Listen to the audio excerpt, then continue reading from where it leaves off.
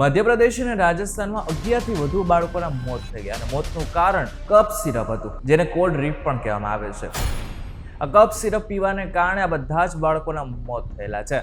પણ એક મિનિટ, આપણે પણ આપણા બાળકોને કફ સિરપ આપીએ છીએ ને?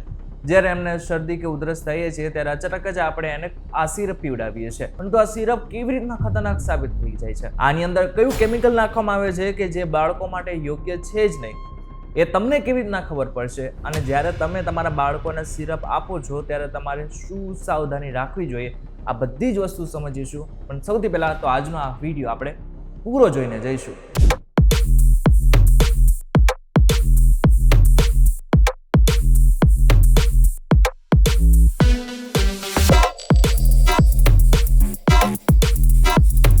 નમસ્કાર, welcome back Fox YouTube digital ઉપર તમે જોઈ રહ્યા છો ડેલી ડોઝ. હું છું આપનો દોસ્ત કરણ ચરોતરા. સૌથી પહેલા આપણે સમજી લઈએ કે કફ સિરપ છે શું. સામાન્ય રીતે જોવા જઈએ તો શરદી ઉધરસ, ગળાની ખરાશ, આ બધી જ વસ્તુ માટે એક વસ્તુ વપરાય છે, એક દવા વપરાય છે, જેને કફ સિરપ કહેવામાં આવે છે. મહત્વની વાત એ છે કે આને ઓવર ધ કાઉન્ટર રાખવામાં આવી છે, એટલે કે તમારે ડોક્ટરની પરચી એટલે કે પ્રિસ્ક્રિપ્શનની કોઈ જ જરૂર નથી. તમે ડાયરેક્ટ મેડિકલ સ્ટોર ઉપર જઈને આને લઈ શકો છો.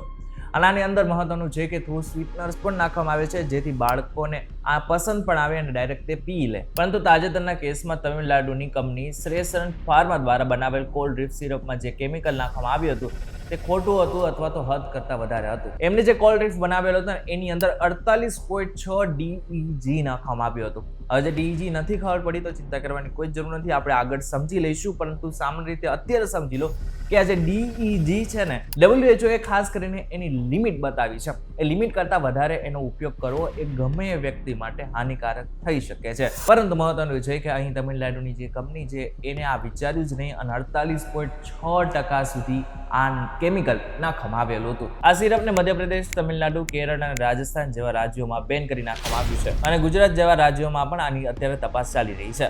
આવી ઘટનાઓ વિશ્વભરમાં થઈ છે. 2022માં પણ સાઉથ આફ્રિકા અને ગામ્બિયા દેશમાં 70 બાળકોના મોત કફ સિરપ પીવાને કારણે જ થયા હતા. હવે જે આ કફ સિરપ છે એ બાળકોને કેવી રીતના અસર કરે છે એની વાત કરીએ. કફ સિરપ મુખ્યત્વે કફને દબાવવાનું કામ કરે છે. તેમાં હોય છે ડેક્સ્ટ્રોમેથેફ્રન, જેને DXM કહેવામાં આવે છે, જે મગજના જે ભાગ હોય છે એને અસર કરે છે. આનાથી કફ ઓછો થાય છે અને ઊંઘ પણ આવે છે. અન્ય તત્વોમાં એન્ટીહિસ્ટામિન્સ, જે એલર્જી અને નાક વહેવાને રોકે છે, અને બીજું છે ડિકોન્જેસ્ટન્સ, જે નાકને સાફ કરે છે. પરંતુ આ બધા જ તત્વો હોય છે ને બાળકોના શરીરને ક્યાંક ને ક્યાંક અસર કરે છે, કારણ કે બાળકનું જે શરીર હોય છે ખૂબ જ નાનું હોય છે. આની સાથે સાથે એના જે ઓર્ગન્સ એટલે કે અંદરના જે ભાગો હોય છે ખૂબ જ નાના હોય છે, જેને કારણે તેને અસર કરવાની જે શક્યતા હોય છે એ ખૂબ જ વધારે હોય છે, ખાસ કરીને કિડની. હવે આ કેમિકલની વાત કરી રહ્યા છે તો હજી એક કેમિકલ છે કે જે તમારું જે સિરપ હોય છે એને મીઠું બનાવતું હોય છે, કારણ કે બાળકોને આપવાનું હોય છે ને, એટલા માટે થઈને બાળકોએ સામાન્ય રીતે પી લે એટલા માટે થઈને એની અંદર જે સ્વીટનર્સ નાખવામાં આવે છે, એવું કેમિકલ નાખવામાં આવે છે, જેને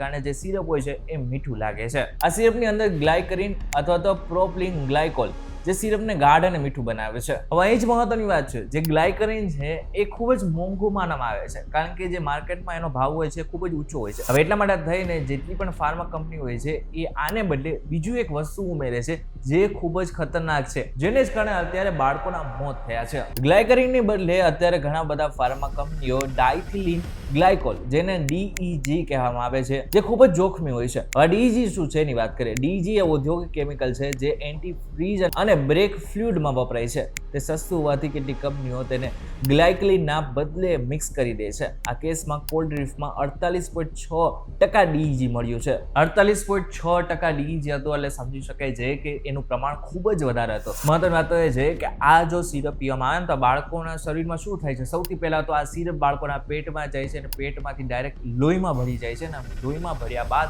કિડનીને અસર થાય છે. કિડનીના કોષોને ઝેરી બનાવી નાખે છે, જેથી કિડની કામ કરવાનું બંધ કરી દે છે. જો કે મહત્વનું છે કે આના લક્ષણ પણ જોવા મળે છે, જેમ કે બાળકોને ઉલટી થવા લાગે છે, ઝાડા થઈ જાય છે. આની સાથે સાથે એ પેશાબ કરતો ઓછો થઈ જાય છે. મહત્વની વાત તો એ છે કે આ બાદ એની જે કિડની છે એ ફેલ થઈ જાય છે અને આ બાદ એનું મોત થઈ જતું હોય છે. અહીં સુધી તમને એ ખબર પડી ગઈ કે આની અંદર કયું કેમિકલ નાખવામાં આવ્યું છે અને કયું કેમિકલ ખતરનાક છે. પરંતુ તમે પણ તમારા બાળકોને જો કફ સિરપ આપો છો તો શું સાવધાની રાખવી જોઈએ એની વાત કરી લઈએ. સૌથી પહેલા તો તમારા ડોક્ટરને બતાવીને જ આ બધી વસ્તુ કરો. ડોક્ટરની સલાહ લો. અગર તમે કોઈ પણ કફ સિરપ વાપરો છો તે તમારા બાળકો માટે યોગ્ય છે કે નહીં એ સૌથી પહેલા ડોક્ટરને જાણ કરો અને આ બાદ જ એનો ઉપયોગ કરો. બીજું, બાળકોને કફ સિરપ ન આપો. 5 વર્ષથી મોટા માટે પણ ડોક્ટર કહે તો જ આપવાની હોય છે. ત્રીજું, લેબલ વાંચો, બેચ નંબર, એક્સપાયરી તારીખ અને ઇન્ગ્રીડિયન્ટ્સ તપાસો અને જો ડોક્ટરે કીધેલું હોય આ બાદ જ તમે આનો ઉપયોગ કરી શકો છો. મહત્વની વાત તો એ છે ઓવર ધ કાઉન્ટર છે એનો મતલબ એવો નથી હોતો કે કોઈ પણ એનો ઉપયોગ કરી શકે. સામાન્ય રીતે કફ સિરપ મોટા વ્યક્તિઓને એટલે કે જે લોકો વયસ્ક છે એમના માટે ઉપયોગમાં આવી શકે છે, પરંતુ જે લોકોની ઉંમર વધારે ઓછી છે એટલે કે સામાન્ય રીતે જે બાળકો છે 10 વર્ષથી ઓછી ઉંમરના છે એ વ્યક્તિઓને આ કફ સિરપ ન આપો ત્યાં સુધી જ બરાબર છે. ત્યારે આ બાબતને લઈને તમારું શું કહેવું છે અમને જરા કોમેન્ટ કરીને ચોક્કસ કહેજો. વિડીયો થકી જો તમને કોઈ ઇન્ફોર્મેશન મળે તો વિડીયોને લાઈક અને શેર જરૂરથી કરજો. તાજા ઇન્ફોર્મેટિવ વિડીયોઝ માટે BTV ડિજિટલ સાથે જોડાયેલા રહેજો.